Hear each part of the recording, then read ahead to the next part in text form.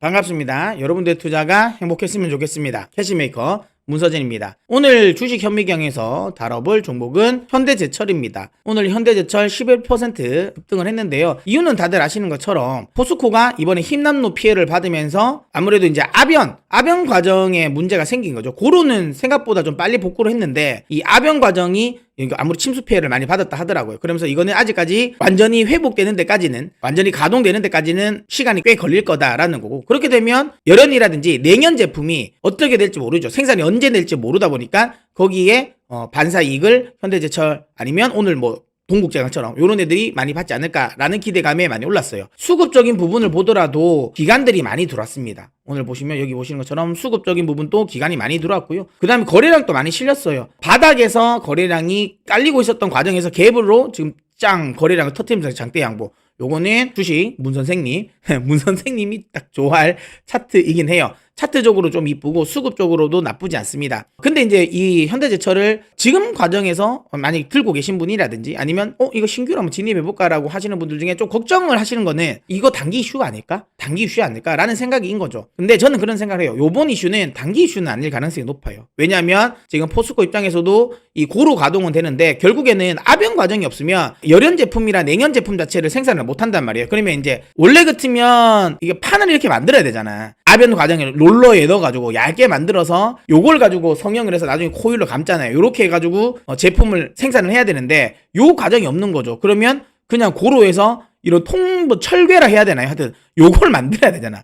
이걸 만들어서 아변을 하는 데를 다시 가지고 가야 돼요. 아변을 하는 데를 가지고 가가지고 이걸 아변을 만들어야 돼요. 근데 이게 꽤 이래 되면 가격 경쟁이 좀 떨어질 수밖에 없어요. 왜 그러냐면 대부분은 여기서 바로 그러니까 이 고로에서 나와서 열이 아직 식기 전에 완전히 식기 전에 아변에 돌려야 된단 말이에요. 그래야지 이게 원활하게 얇아지는데 이렇게 철괴 상태에서 가서 아변 과정을 거치면 다시 재가열도 해야 되고 이런 과정이 필요하기 때문에 훨씬 더 비용이 많이 들어갑니다. 그래서 지금 현대제철에는 현대비엔스틸 같은 경우도 현대제철에 아변 과정을 담당을 하잖아요. 근데 같은 회사 안에 있잖아. 같은 라인에 있잖아요.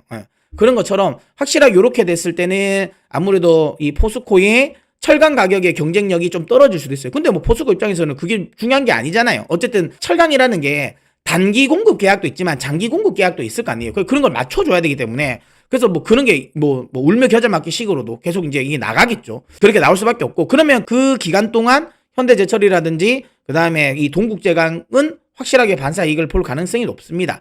반사 이익을 볼 가능성이 높고 다만 그런 건 있어요. 포스코가 언제 이걸 완벽하게 재가동하느냐 이게 문제긴 한데 이게 지금 뉴스나 언론의 이야기를 들어보면 단기에 끝날 것 같진 않아요. 최소한 이건 몇 개월은 더 걸릴 것 같습니다. 그러면 그 과정 그 기간 동안 현대제철은 그 수혜를 누릴 수 있다라는 거고요. 자, 그걸 제외하더라도 포스코 효과를 제외하더라도 지금 이 정도 가격대면 제가 보기에는 이걸 두려워할 가격대는 아닌 것 같아요. 물론 저는 철강 업종을 가장 선호하는 섹터는 아닙니다. 제가 좋아하는 섹터는 아닙니다. 제가 좋아하는 섹터는 여러분들이 아시는 것처럼 전 전신자죠. 저희는 계속 밀고 있는 전신자.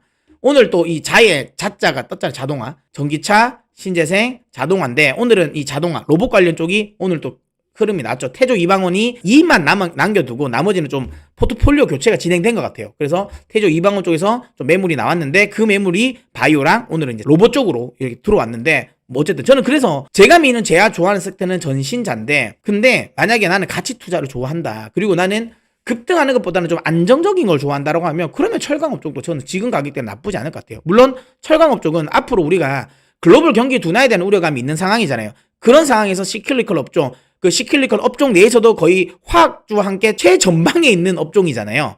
최전방에 있는 업종인데 그 업종을 사서 수익이 날 수 있을까라고 생각할 수도 있지만 중요한 건 아까도 이야기했지만 그럼에도 불구하고 경기 둔화에 대한 우려감이 있음에도 불구하고 작년에 조금 이제 매출을 못 뽑아냈던 자동차 쪽은 최근에 반도체 이 공급이 좀 원활해지면서 공급 라인의 병목 현상이 좀 풀렸잖아요. 그러면서 자동차용 냉연 제품이 좀 팔릴 가능성이 높고 특히 현대제철은 또 냉연 제품 비중이 높잖아요. 동국제강 같은 경우는 봉형광이랑 그 다음에 이제 후판 이게 결국에는 건설이라든지 그 다음에 조선이 좀 잘 가야지 조금 더 그쪽에 좀 탄력을 받는 거고 현대제철은 자동차 쪽 그 다음에 건설 이쪽이죠. 근데 건설 쪽은 조금 더 지켜보긴 해야 되겠죠. 건설 쪽은 좀 더 지켜보긴 해야 되겠지만 일단 자동차 쪽도 자동차가 좀 원활해진다라는 거고, 또 하나는 조선 쪽도 최근에 수주도 요즘에 많이 나오기 때문에 그쪽 관련 부분도 긍정적이다. 특히 건설 같은 경우도 지금 신규 주택을 짓는 거는 지금은 좀 껄끄러워지고 있긴 합니다. 하지만 그것뿐만 아니라 지금 뭐 우리나라도 뭐 LNG 터미널이라든지 대규모, 그 다음에 이제 원전 새로운 또 건설이라든지 신규 건설에 대한 기대감이라든지 뭐 이런 것들이 계속 나오기 때문에 건설 관련 수요도 저는 긍정적으로 보고 있어요. 계속 이야기지만 여기서 얘가 그러면 막 정고점을 넘기는 걸 내가 기대하고 사겠다라고 보면 그건 아닙니다. 그럴 것 같으면 탄력은 분명히 약할 수밖에 없어요. 지금 가격에서 한 6만 5천 원을 다시 넘길 것이다. 이건 어렵겠죠. 여기 이 자리에서 지금 사서 내가 100% 수익 보겠다? 쉽진 않을 겁니다. 하지만 그게 아니라도 여기서 보시는 기술적인 저항인 4만 5천 원 정도? 그러면 지금 자리에서 한 30% 정도 업사이드를 보고 내가 공략을 한다라는 거잖아요. 근데 그렇게 하기에는 좋은 공략 포인트라고 저는 봐요. 종목이라고 봅니다. 아까도 했지만 나는 변동성이 큰 건 싫다, 좀 안정적인 걸 좋아한다 라고 하신다면 현대제철 지금 가격대 나쁘지 않다. 가격만 싼 게 좋은 건 아니에요.